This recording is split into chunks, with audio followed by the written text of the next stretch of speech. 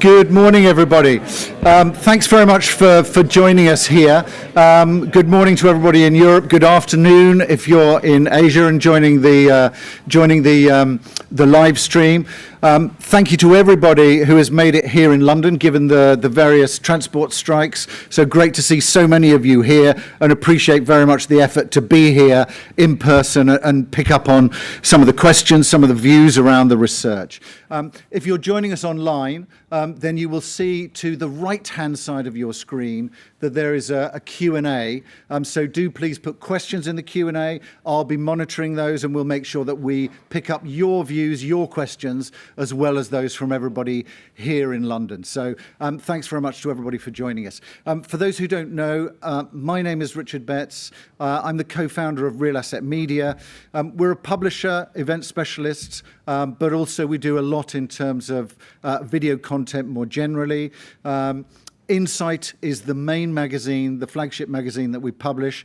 And in the next issue of Insight, there'll be a special on logistics, crossing over actually as well into digital infrastructure, where you'll be able to read the content from this event and other events that we're running at the moment on logistics.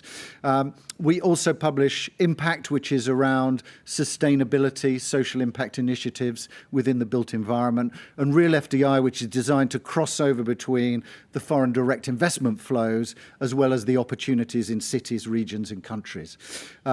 For those of you who are at Expo Day, we also publish the Expo Day, which is the English language daily there. So if you've got company news, those kinds of things, now's the time to let us know, because there's about a month to go.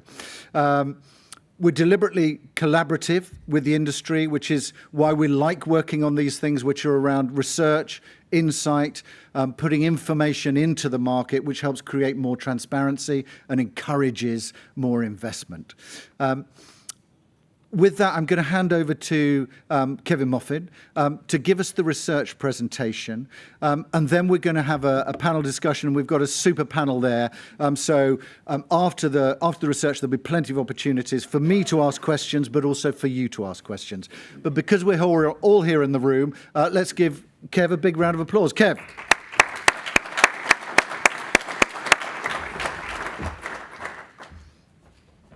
Richard, thank you very much. And I just want to echo the thanks for so many of you making the effort to be here with us in person, given the situation on public transport here in London today. This is our 5th year of doing the European Logistics Census, and actually it's our 1st year of doing it with Brookfield as our partner. We're delighted to be working with them, and we're delighted that they've been able to offer this facility with fantastic views all across London, for us to be able to share the results with you today. I also want to give thanks before we start to our research partner Analytiqa. Analytiqa have been instrumental in helping us get over 700 responses to the survey this year. It's actually our highest number of responses ever in the 5 years that we've been doing that. So we're delighted. And I also just want to flag the hard work of Andrew Blennerhassett in my team. Andrew's been doing all of the heavy lifting in terms of the data analysis, trying to pull out the key themes and so on. So I've got around 15 minutes to give you a bit of an insight into some of the key themes that have come out of this year's census. We go to occupiers, investors and developers. We're going to focus the majority of it on the occupier responses to see how the sentiment is in that world. The report is due to be released today. You will be sent a copy of the report, and you will also be sent a copy of the slide deck afterwards as well. So the report is 10 to 12 pages of insight, and I've just picked out what I believe are the key themes. I've I've split the deck into three segments, really.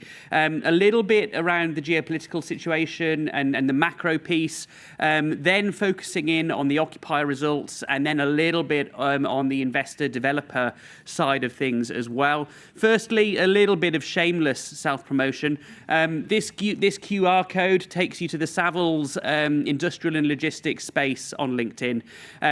If you scan that, you can subscribe and follow us.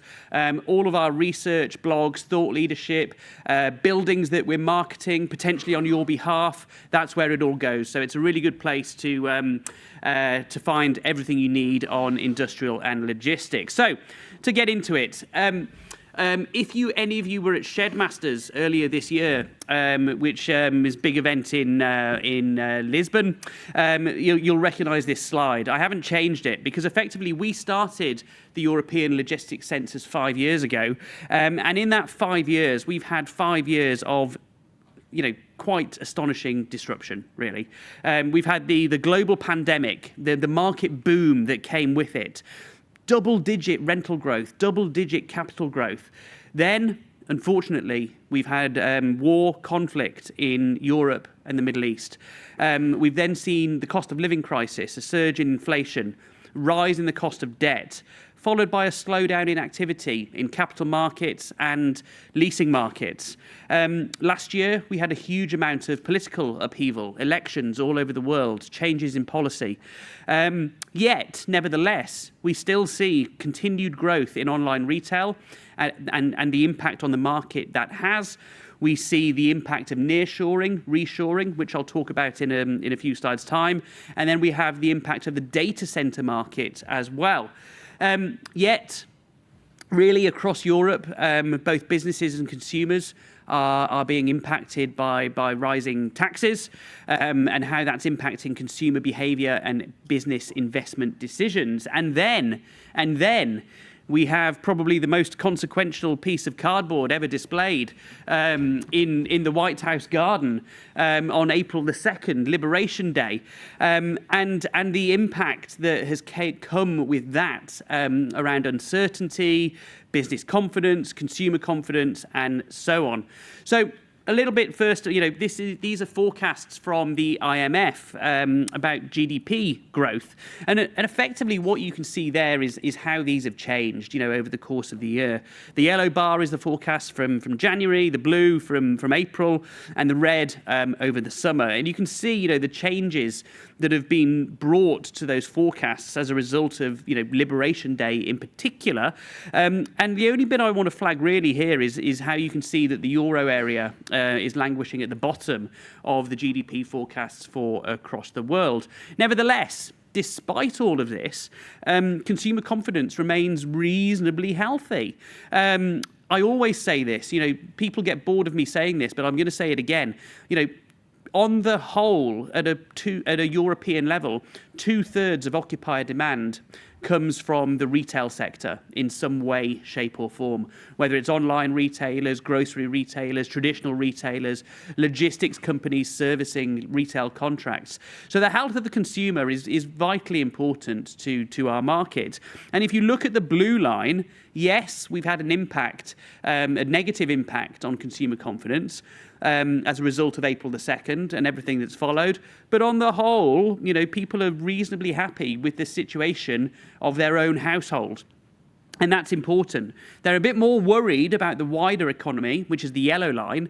But on the whole, when you turn the question back on the consumer themselves, they're feeling okay. So that's a good sign for the market.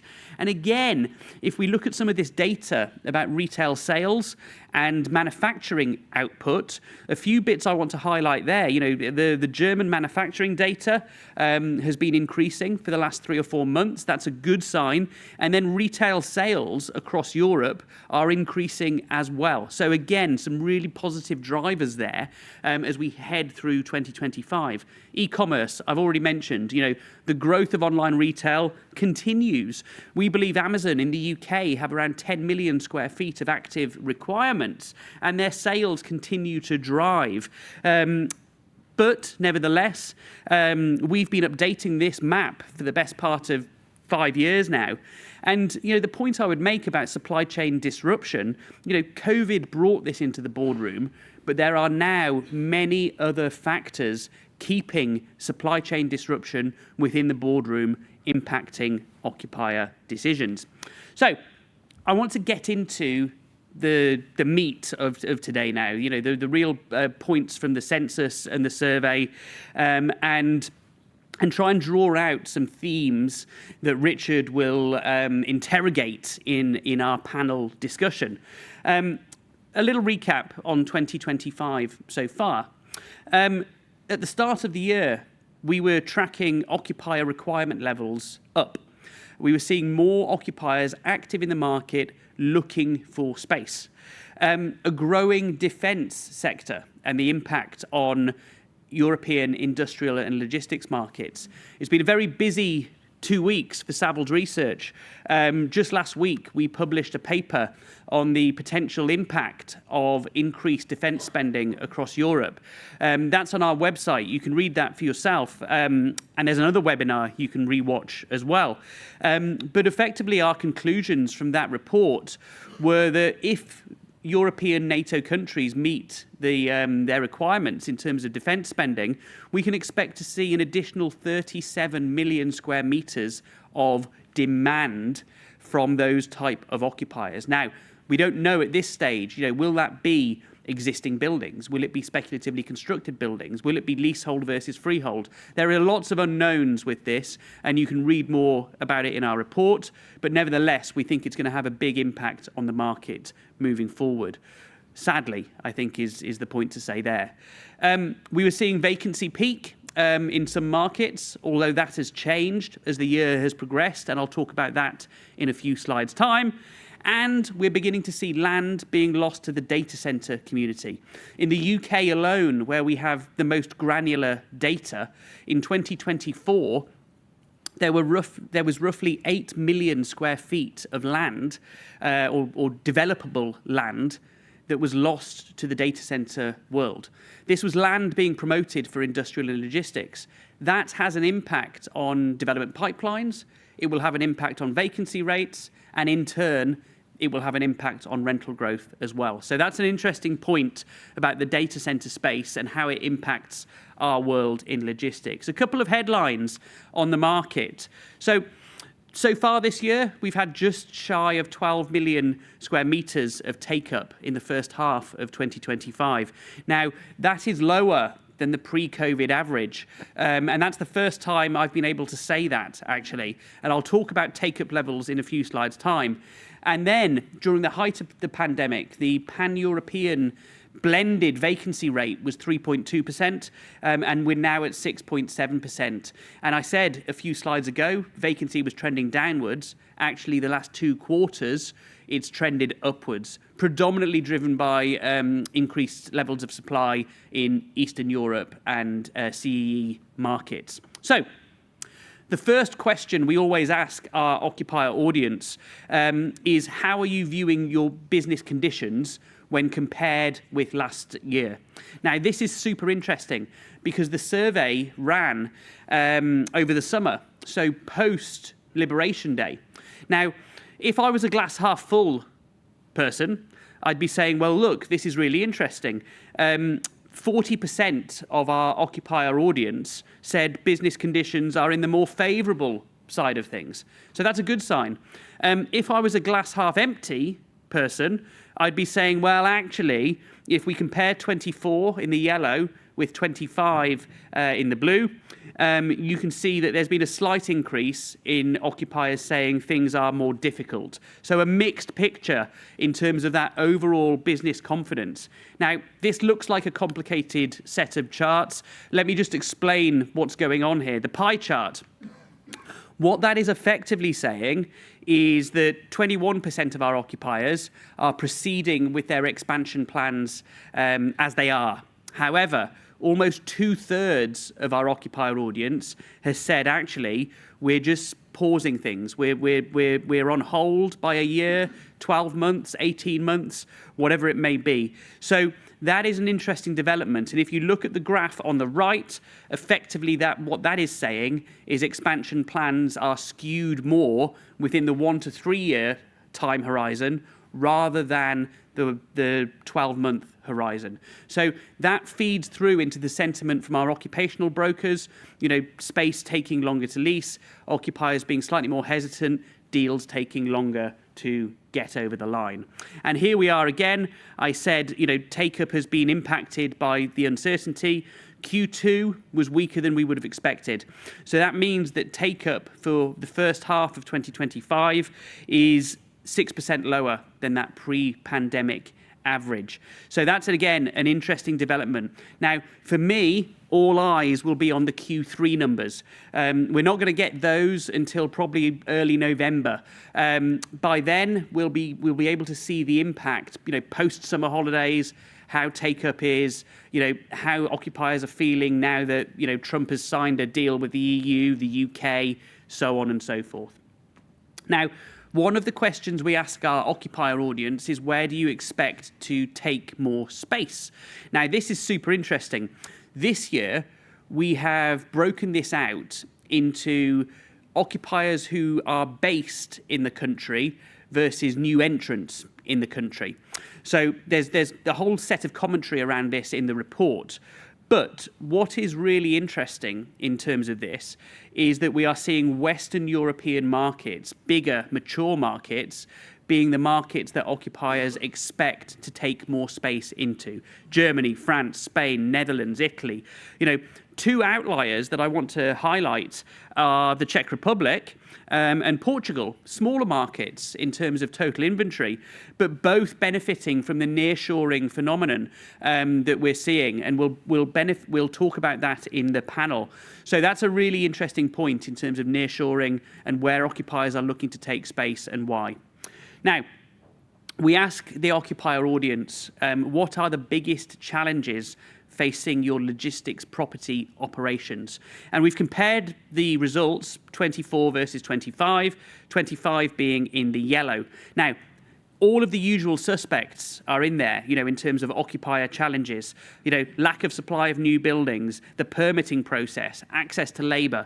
But nothing has changed versus 24 versus 25, with occupiers saying that cost pressures are the most important thing on their radar at the moment. And if anything, actually, that has amplified from 24 to 25. So cost is king here in terms of the pressures in supply chains. And again, we'll explore some of that in the panel.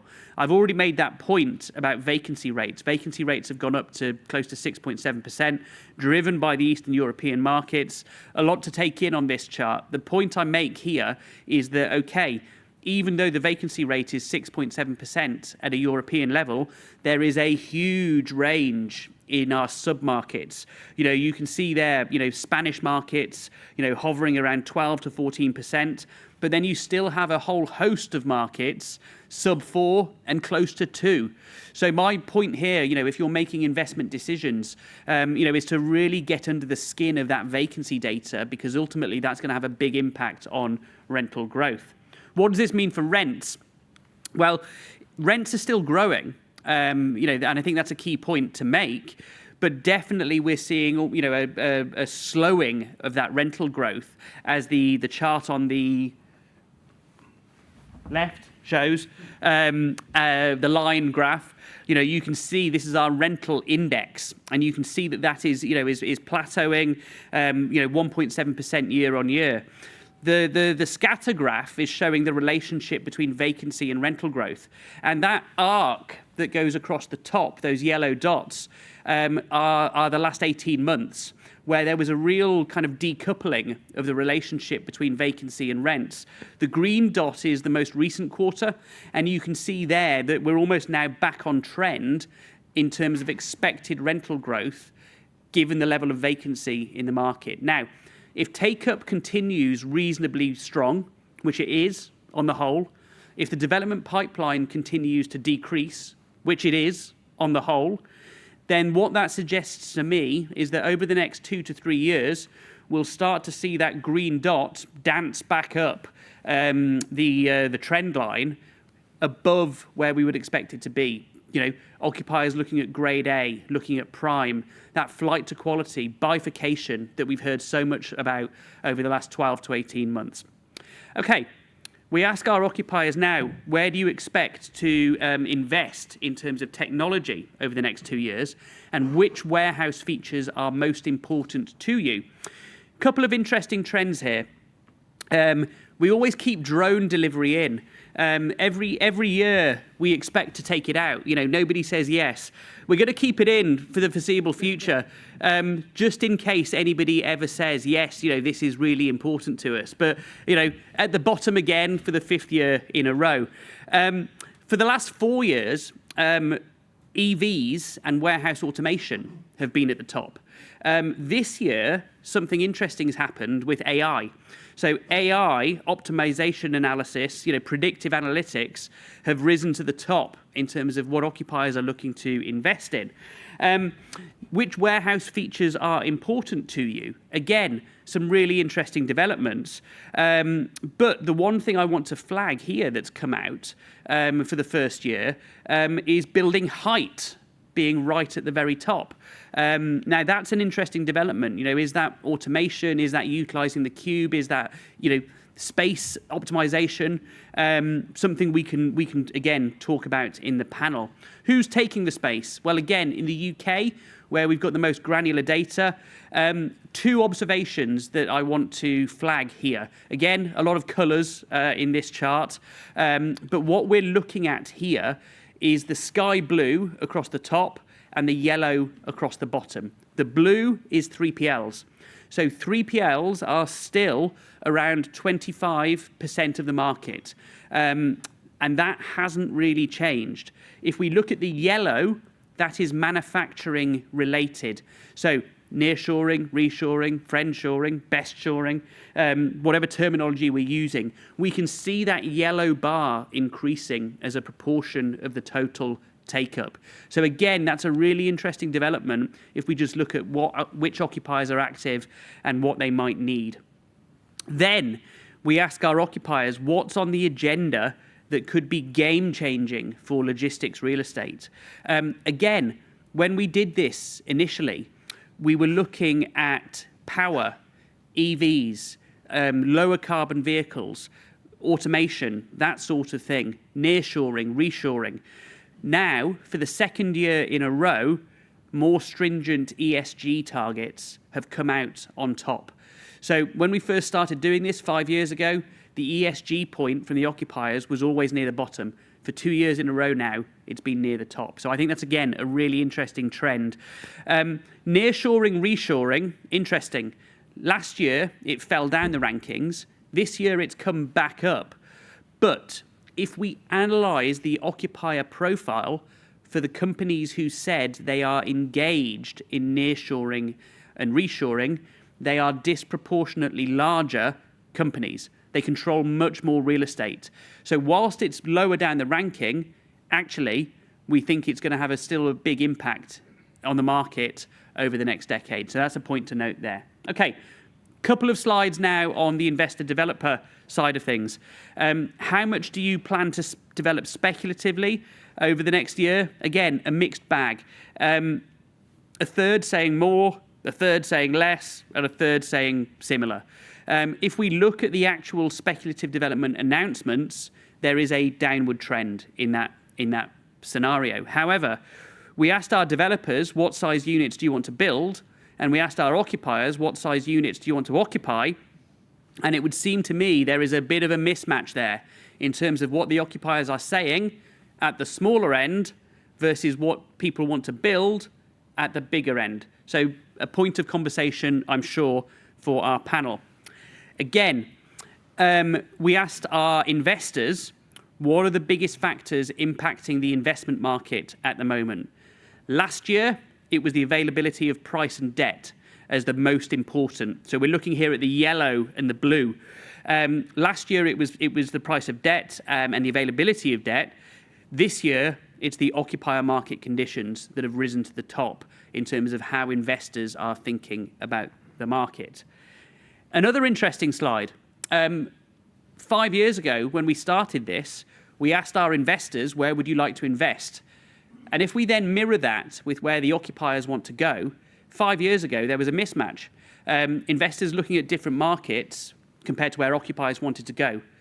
This year and last year, actually, it's almost a mirror image of where the investors want to go and where the occupiers want to go. So that's a good point, in terms of alignment, in terms of capital and activity. And again, logistics and industrial is still, flavour of the month, along with the residential sector. I've just highlighted the numbers there in the kind of bluish line at the top. Pre-COVID, industrial was around 15% of total investment. Now it's around 22%. Slight drop in the total, but really that's been at the expense of the office sector, which you can see pre-COVID was around 45% of the market and is now 21% of the market.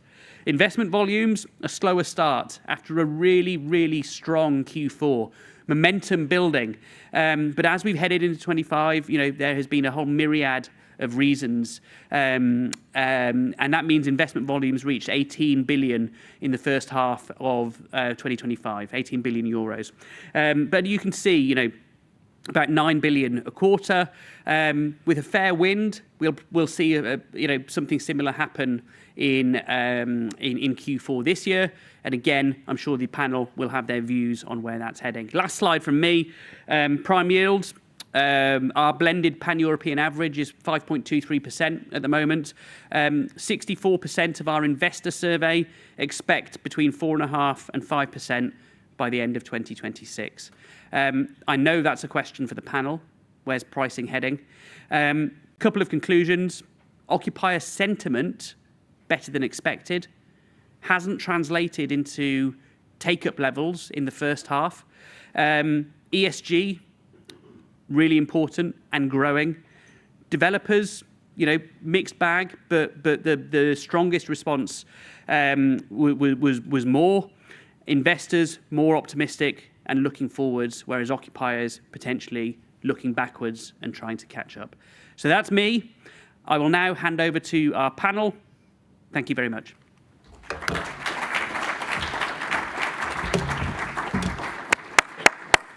Great, thanks very much, Kev.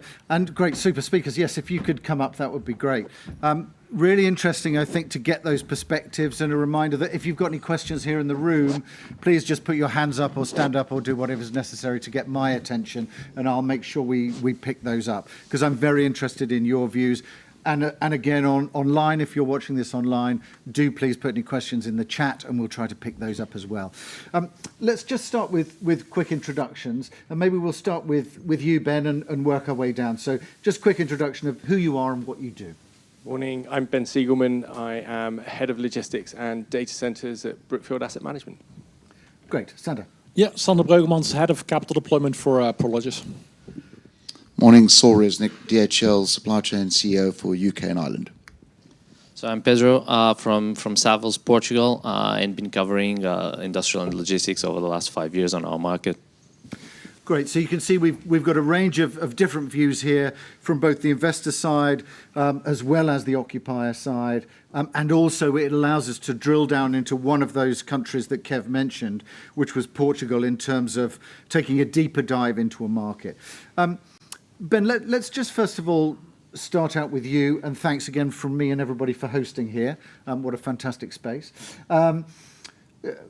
Maybe just some of your reflections on some of the research. What surprised you there? What made you think out of the presentation that we've just had? I think for me, it's the divergence of where investor sentiment and occupier sentiment currently sits. You kind of hope that they align and are pointing in the right direction. But I think what we're seeing is investors and developers looking further forward and expecting, occupiers to catch up. Obviously, I think one of the things we saw is that there is some optimism with occupiers, expecting that things will improve. But if you look at the statistics, the occupiers just aren't really there yet. There is a growing vacancy. that has come through. But look, I think we're optimistic about 2026, and hopefully we will see that convergence happening at that time. Okay, good. Maybe Sander, just for you, let's pick up a little bit on that ESG point, and feel free to pick up on anything that you've seen that surprises you as well, or that confirms things that you're seeing in the market. But let's pick up a little bit on that ESG side. How do you see that playing out? Do you see that becoming, I mean, Kev mentioned there that it's come up for the last 2 years in the survey, and interestingly was much higher up at the moment.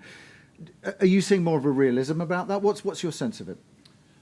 Yeah, maybe first quickly back on the report itself. One thing I did notice, I'm a bit optimistic actually also reading it, it's kind of the resiliency of the sector. You see that from occupiers and investors, right? I mean, yes, it's one of the most difficult macroeconomic backdrops we've seen in years, but occupiers are still taking space. They're still looking for modernization, supply chain optimization, et cetera. And also on the capital market side, yes, investors are cautious, but it's still more than a fifth of the real estate capital deployment goes towards logistics. So I see that as a positive. Coming to ESG, it's still one of the major requirements from our customers, but I do see that it's really focused on operating costs as well. So the best ESG for our customers is what keeps their, in the end, their electricity bill low, and at the same time allows them to automate their warehouses. So it's all about on-site power. It's about rooftop solar, it's about long-term PPAs, it's about battery storage to make sure they keep their operating cost in check and they can automate their warehouse over time. So if you apply ESG that way, it can be a competitive differentiator. Okay, good. Saul, it'd be interesting to pick up from you. And again, anybody pick up on any of these points, don't necessarily wait for me. Interesting for you, just any reflections on the presentation, especially things that picked up for you, but also I thought the cost element was quite interesting in that. So it'd be interesting to pick up, I suppose, on some of the challenges that you're seeing in your business and how that relates to what we've seen in the research, perhaps. Yeah, thanks. And just echoing a little bit of what Sander was just talking about, from a carbon neutrality point of view, I'd say from a DHL perspective, that's almost a hygiene factor now. It's a base assumption. Without it, it's a non-starter, specifically on new builds, and even the cost of modifying from brownfields as well. But then you've got this dichotomy where you've got a much higher reliance and expectation on automation as well. So we're doing, you talk about the height of buildings as well, which came up, and that is real. So one of the developments that we've just taken on in the Corby area, looking to go 40 meters high, because that's an expectation that we have, so that we can use more automation, more high-density storage, which requires more power. So you're in this circle where you need access to power, which is another challenge that we have in the industry as well. So it's not just about having power, it's where the power is. And then the ability to meet our expectations, but also be carbon neutral and manage costs. So it's a pretty challenging dynamic. The one thing that probably stuck out most to me in the presentation Kevin did is that he uses a lot of colors in his presentations. And I thought the blue was black, but that's another issue altogether. But what really stuck out for me was consumer confidence. I probably have a slightly more pessimistic view in some ways. I think that the economy is struggling. I think we've seen it, a lot of high street liquidations, clients of ours in the last 12, 18 months. That's a challenge. And companies that are struggling right now from a financial cash flow perspective. And that concerns me. Yes, you have those companies performing well, but a number of industry not performing well. And not meaning to be controversial, but a lot of the government involvement at the moment hasn't been particularly helpful from a cost imposition point of view. So increased taxes from a national insurance, minimum wage, and soon to be land tax are real headwinds into the business that we just don't need right now. And that, to me, will have an impact. We've seen that from an inflationary point of view, but will also continue to have an impact on consumer confidence and, as a result of that, our ability to meet customer expectations. Okay, that's interesting. That's specifically a UK... Specific to the UK position. Correct. Might be interesting to pick up, because it was interesting, that point, because e-commerce continues to rise, but interesting that retail confidence continues to grow. Is that something that you're seeing there are specifics, I think, in the UK market. I think you're right, Saul, on that. How are we seeing that in Europe? Because Kev mentioned that growth in terms of retail. What are people seeing on the ground in their areas? I think it's a really interesting one, and for a while, we saw that tail off with the large US e-commerce groups, the well-known ones, certainly sort of reducing the amount of take-up. But that is coming back. I think it's well recorded now that they are back in most markets. But the other interesting one that we've seen here at Brookfield is the growth in the number of Asian and particularly Chinese retailers who are looking to gain access into the European markets at the moment. We had one such example where the group came in, saw our building, and within a month they were in occupation, having signed at a record rent and taking the space within a record time as well. I mean, it really is about operational readiness for these types of groups who obviously want to front load their access into the European markets, which obviously is a change, probably a move away from the US. Okay, interesting. Sander, good to pick up your view on that. Yes, we definitely see the demand from the retail side, both online and offline. So the likes of Amazon, they of course had a big post-COVID headache, taking up too much space. We're very quiet in the market, but they're definitely back now. And so the demand from e-commerce is certainly there. But then also traditional retail, right? And also a lot of retail that is food related. There we see quite some strong requirements. But I do still feel that the demand is diverse, though. We also see demand for pharmaceuticals, healthcare. We still see actually really good demand for spare parts, automotive. So it is pretty diverse and robust. Okay, good. Pedro, just to pick up with you, Kev mentioned obviously Portugal, but it'd be good to get your insights on how the logistics sector is developing there. What are some of the drivers? Are you seeing the same concerns that are shown in the survey here, or are there specific ones to that market given the amount of growth there is at the moment? Yeah, sure. There are a lot of things that are quite common. So logistics is the core. Logistics activity is the core related to retail. E-commerce is yet to, and I know I will have the help of Kev's team work like 5 years ago on the tipping point for e-commerce boom. We're getting to that point where then occupiers, their needs for logistics space really increase. But I think what we are seeing as a change is industrial activity. We are seeing more and more interest on industrial activity, picking up some of it already happening. And these typically are 2-3 year projects that we are really eager to see what will happen over the next 2 years if they stay, if they come, and we have a beautiful tailwind on that. Okay, good. And we'll drill down a little bit more into that. I'd be interested to pick up a bit, Kev, on what you mentioned, which was the defence element, and obviously the announcement across Europe of increased spending on that. And I don't know how much you can say about this, Saul, I guess, but I think there was a memorandum of understanding here in the UK, because it would be interesting to sort of get an idea of what types of things people are looking for and how much the private sector, for example, DHL, but also the real estate side are going to be, part of that. Yeah, I mean, as we speak, there's a convention happening not far from here with a number of, which I was at yesterday, a number of stakeholders displaying their wares, which is quite an interesting show to walk through. There's a lot happening. I think all I would say, we have signed an MOU to collaborate with the government along with other companies in the industry in terms of employment of individuals and readiness for operations should that occur.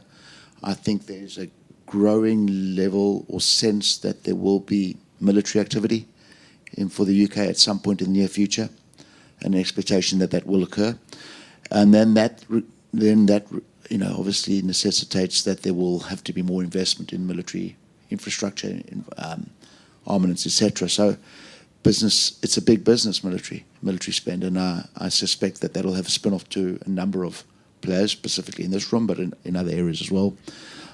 How that manifests in terms of what size space, I don't know the answer to that.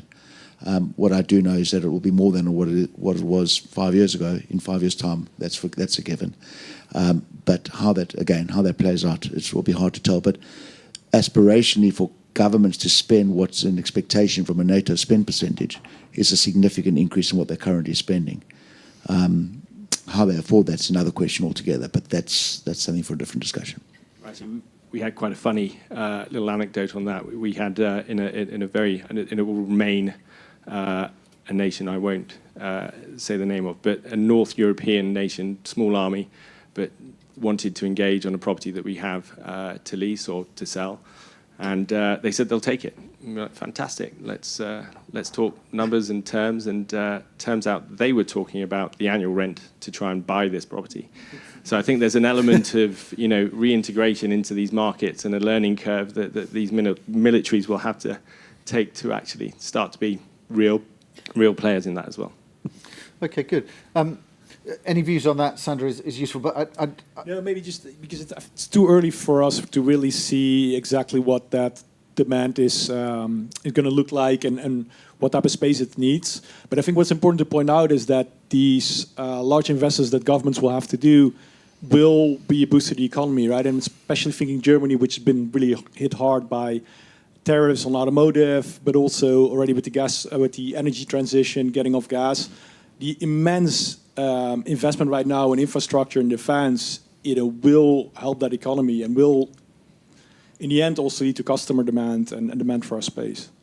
I wanted to pick up a little bit actually on customer demand. You mentioned it a little bit, Saul, but Sandra, in terms of recently in your earnings call, you were talking about development build to suit coming back in, mainly in the US, I think. But are we going to see that in Europe? Because obviously there's been a lack of development for a period.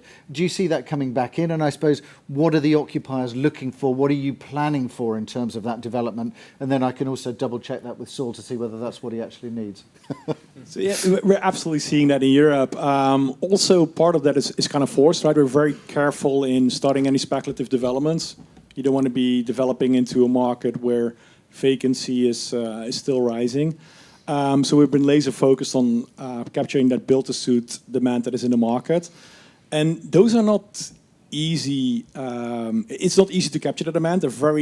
Decision-making is very slow. So to get a customer across the finish line will easily take you a year or 2 years. But this year, so far, about 80% of our development starts have been build-to-suits.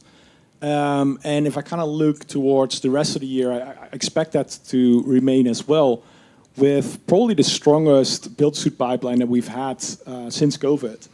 And even during what is normally pretty quiet months, July, August, just last month we signed a big build-to-suit here in the UK for Marks and Spencer's, 1.3 million square feet.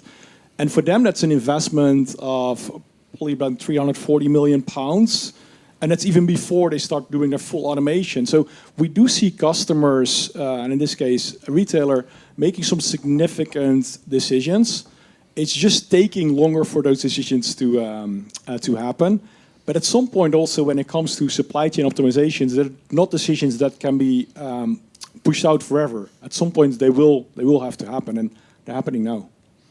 Okay, good. And Saul, it'd be interesting to know from your point of view. I mean, there was originally, Kev mentioned there was a lack of supply of buildings. Now vacancy seems to be increasing.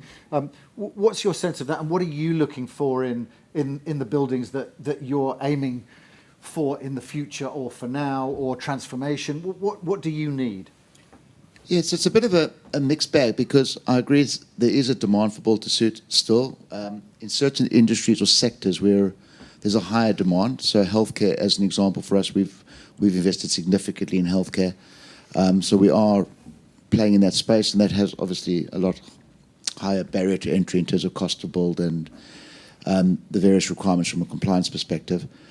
Manufacturing, there's been less manufacturing onshore over a while, so those companies are perhaps down volume-wise. So we've got a bit of a mixed bag in terms of vacancy in some areas and over demand in others. The challenge, I think, in the 3PL space specifically, in a very cost-competitive environment, is specifically in the UK, that is, you've seen a race down to the bottom in some scenarios for a margin perspective, and therefore the appetite to take vacancy on in buildings is obviously going to be reduced significantly. So build to suit but backed by significant contracts is still going to be the requirement, and I don't see that changing anymore. The appetite to hold vacancy in the case something happens is probably less, so there's a bit of circumspection in that regard. But I think what we're doing is we're doubling down on industries where we see strong demand, whether that's battery, automotive. Ben spoke about Chinese manufacturers coming. We're doing a lot in that space as well, and a lot in healthcare. But then other sectors probably aren't as buoyant as those. Okay, good. And Pedro, maybe from your side, how are you seeing demand at the moment, vacancy, those kinds of elements within your market? So we came from our record year in take-ups in Savills last year, okay? And this is one of the things which was a bit different in our market. These have been incredible 5 years. Take-up this year, we don't expect to reach the levels of last year. It's completely subdued by stock. We have a 3.5% vacancy, okay, of which 2/3 are C graded or less, and that's the story behind our market. So you didn't develop for almost 15 years. You are now starting to doing everything, and that put immense pressure on rental growth. So you had like 40% rental growth prime area within 4 years. So the outlook now, you have tenants needing that demand. The demand that Savills team tracks is 20% of the total stock of the market. Okay, and this is just Savills team. So pressure is there. Decision is taking more time, as we were seeing here with the panel. It's true, especially big occupations, built-to-suit occupations. In fact, we totally relate to that 1 year to 2 years up to the contract. But the fact is that they represent every year usually about 1/3 of total take-up. Okay, so and that's the opportunity within our market, and that's what we see on the backstage, changing gradually, and more capital coming towards this. Probably we will see the biggest speculative development pipeline up until the end of the year that the market has ever saw since we have records. And there's a question from the online audience, which is about bifurcation in the market, and I'll pick up on that with everybody. But is what Kevin was saying in the research also true in your market, that you've still got to look at very specifically the locations, which cities, which part of the cities? So although there is this big growth, is it still something where you've got to look specifically at the locations in terms of the bifurcation in the market? Absolutely, and clearly occupiers and also investors are taking a new approach. Cities have grown towards the previous logistic areas, so you're now seeing the emergence of new prime areas, especially on the big box side of things, and it's also where you can build with size and scale, which is cost efficient, and where demand is looking for the big and mega box, which usually in our market, it's a consolidation movement. They're leaving 3-4 sites with 30 years plus, okay, to consolidate in the search of efficiency on 150, 60, 100,000 square meters box. Okay, great. And it'd be interesting to pick up, Saul, from your viewpoint in the UK. Is there a bifurcation here? Where are you looking? Where are you not looking? A big factor for us is source of labour. So, our centre of gravity is in the UK, specifically the Midlands area, but it needs to be close to where we can access pools of labour. Unemployment numbers have helped us in some regards in that way, most recently, because we've seen an increase in unemployment numbers, which is not great for the economy, but we are seeing perhaps more labour availability, and we've seen lower levels of attrition in the last 3-4 years, certainly since COVID. So that helps in that regard. But from our perspective, it's cost and ability to go high. Those are probably the three dimensions in source of labour, height of the building. Actually, there's a fourth, and that's power. So probably the fourth aspect as well. Okay, good. It'd be interesting just to get the pan-European sense as well of the bifurcation element. And on that, there's a couple of questions coming online as well, really about the vacancy that Kev was talking about, which picks up this point. Given the different vacancies across the regions, will we see higher, lower vacancies going forward? But also a mention of Eastern European and Central and Eastern European markets, and a question about whether that's led by more speculative development or second-hand returning or both. So I guess interested to pick up your views on either of those points, really. Shall I go first? So when it comes to the bifurcation in the market, it's definitely there in terms of location, but also very much in terms of asset quality, right? And I think Kevin touched on that. Because when you really start digging into the vacancy numbers and you go a bit more granular, then there is a big difference in vacancy between Class A space or Class B and C space, especially in markets like Madrid, for example, Milan, but also actually in the UK. So that builds to demand that we see. It's often also consolidation and modernization and replacing some older facilities that customers are leaving behind because they just don't work anymore.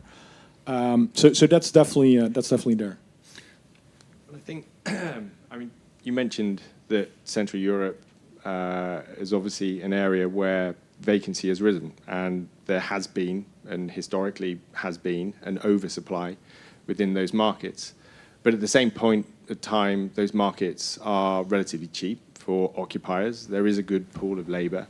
But I think, those occupiers are going towards the most institutional, newest, greenest, best located assets. I mean, look, Poland, Czech Republic are still markets that we look at, but per the census, our focus will remain on the stronger, more core locations of the UK, Germany, France, Netherlands, Italy, etc. Okay, good. And Pedro, it'd be interesting to pick up from you. I mean, Kevin, in the survey there mentioned key Western European markets, but the Eastern and Southern European markets are most likely to benefit from things like nearshoring. What's your sense of that in terms of the Portuguese market? Do you think there's a mismatch between the capital and actually that nearshoring trend? What's the situation?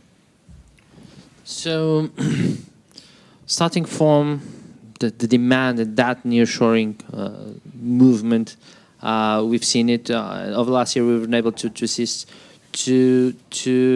for instance, to Chinese industrial manufacturing companies setting up their first facilities out of China to serve both European market, and in one case to serve both European and US markets. Okay, because given the pivotal position that Portugal has, and a couple of weeks they can be on the East Coast. We see more and more companies flying in, looking at that. But what we started to see, I would say, mostly the last year, and we are monitoring that close, is European companies, Central Europe mostly, looking to move their operations and searching for options. Sort of. And given the shoring trend, the sort of intra-shoring within the economic bloc of Europe, which relates to one basic thing, which is a key input, which is energy prices. And what changes after 2022, 23 is that within, and especially in Iberia, Portugal, and Spain, where you have more than 80% of your energy mix are renewables, these countries have the cheapest energy costs in Europe, so there's always competing on the lowest ones.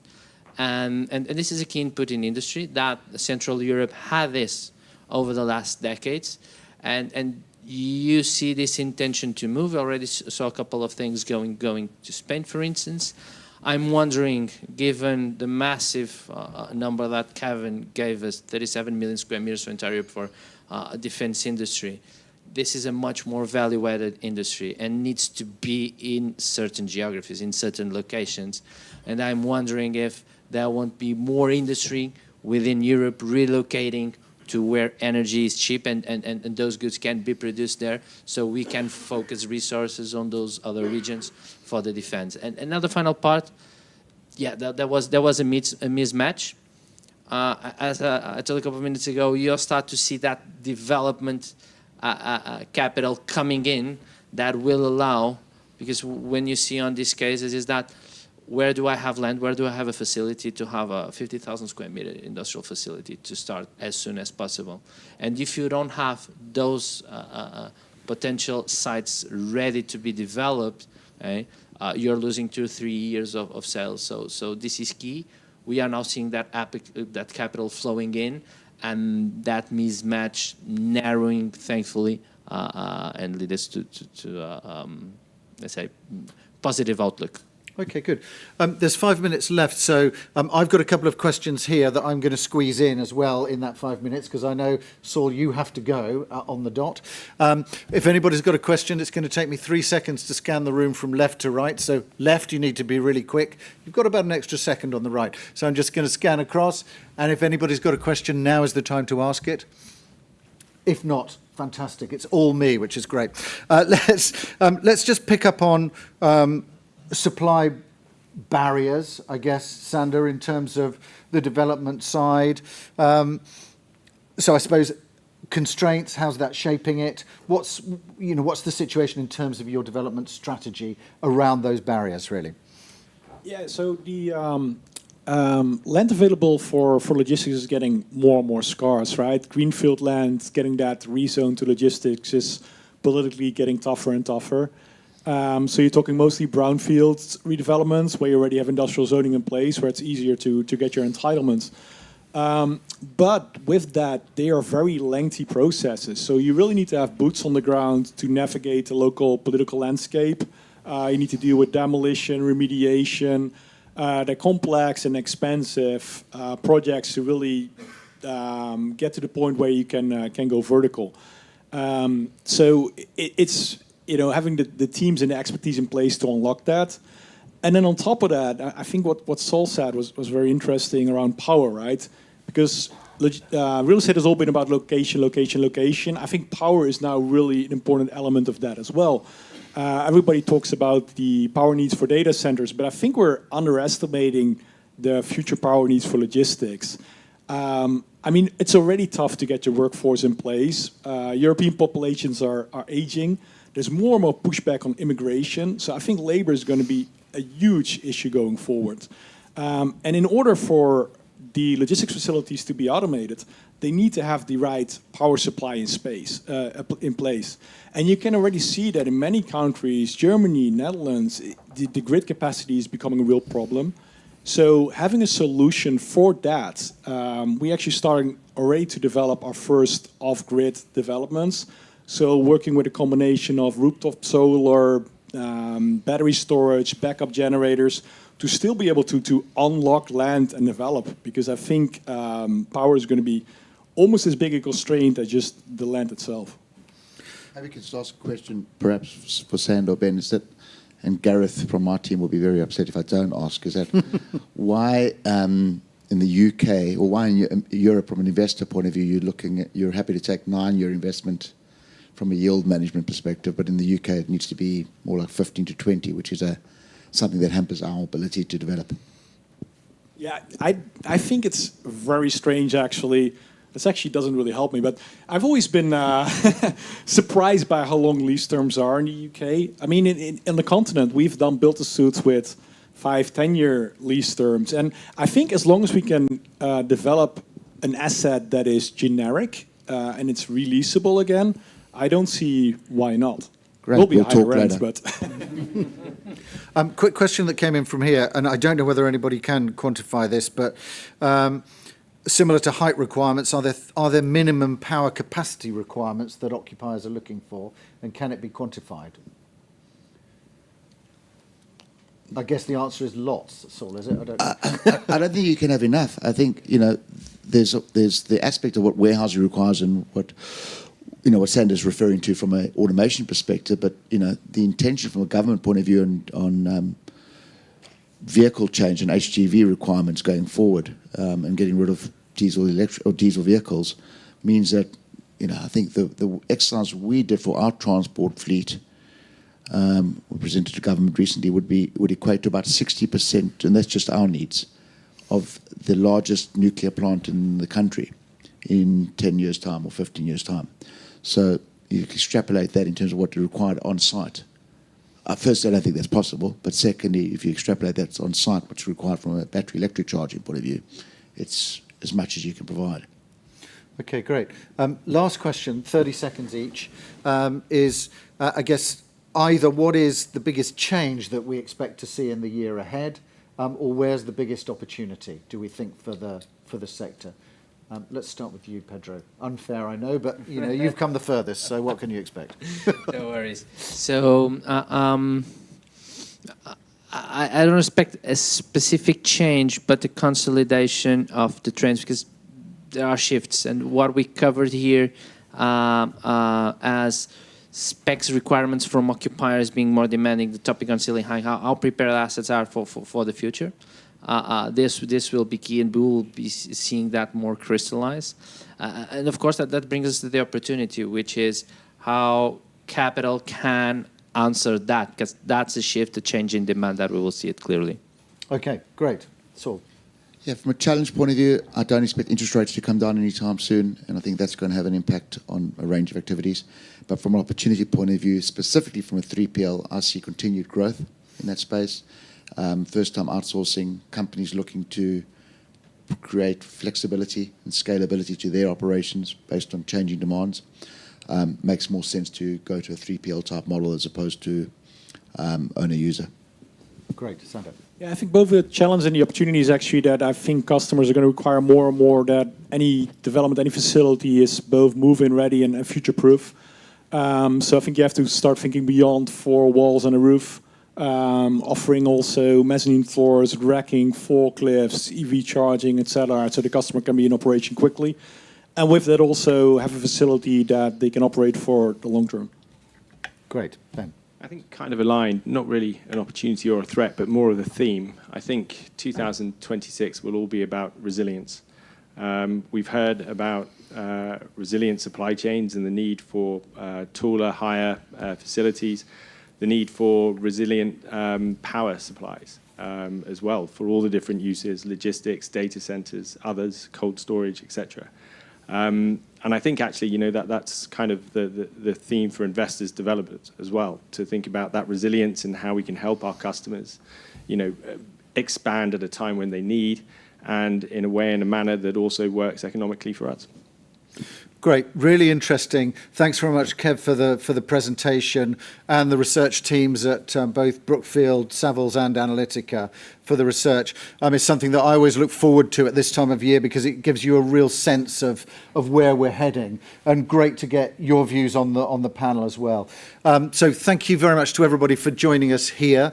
If you're here in the room, everybody will be here. You can enjoy coffee and a discussion afterwards between yourselves and the speakers.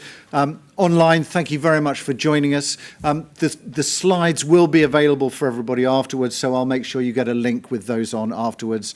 And all that's left to say is thank you very much to everybody for joining us. Thank you for Brookfield for hosting, and thank you for joining us online. Thanks very much, everybody.